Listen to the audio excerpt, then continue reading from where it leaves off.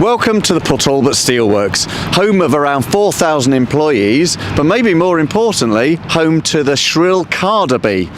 Never heard of it? Well, it's not really surprising. It's one of the rarest bees in the whole of the UK, and it's chosen to make its home here in the Steelworks.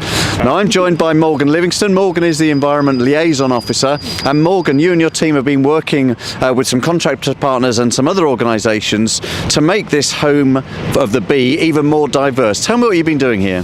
Yeah, so we've been working with Buglife Cymru, who are an organisation funded that get funding for various projects. They're currently working on a project called the Beelines Project, and what that is they're creating areas such, for example, like motorways where bumblebees use as their habitat. So in Talbot, the Steelworks was an area on the map that was almost like a red zone. They didn't understand if there was an area for bumblebees here.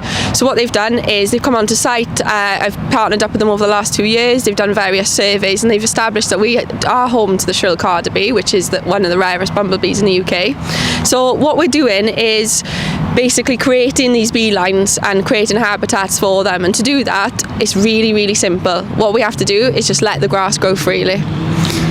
Yeah, and you say grass, but we're standing amongst it, and it's a lot more than grass, isn't it? There's a whole load of vegetation here that I guess is good for pollinators. Is that how it works? Yeah, so Buglife Cymru actually told me that 97% of grassland-rich habitats have been destroyed since 1940, so to get some back on the map would be great.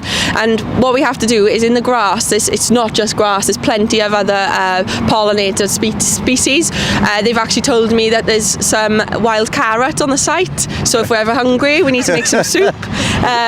There's orchids, there's plenty of other kind of plants as well that are around. So what our contractors are doing, our landscaping contractors, is they're going to start framing the grassland. So what they do there is they just cut around to make it look neat and tidy, but they let the middle part of the grassland grow, and this will attract not just bumblebees but plenty of other invertebrates as well.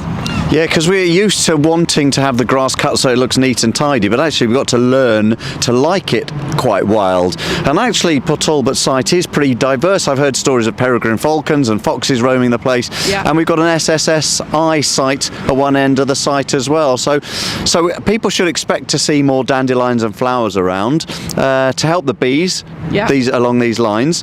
What comes after that, Morgan?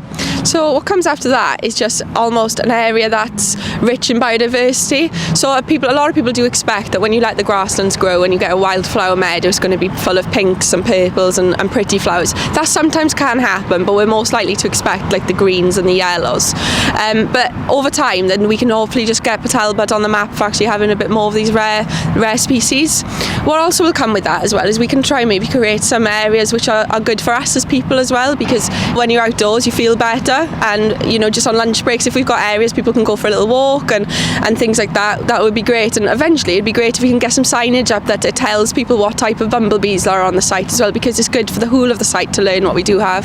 Yeah, and it's one thing for people to drive past and see some flowers on the Steelworks site, but I think you're working with local schools to help them get involved in it as well. Yeah, so what we've done is we actually have used this project as well to help local schools engage with us, and what we've asked is for some of the children to design some signage for us, just simple signs with pictures of flowers, bumblebees, insects.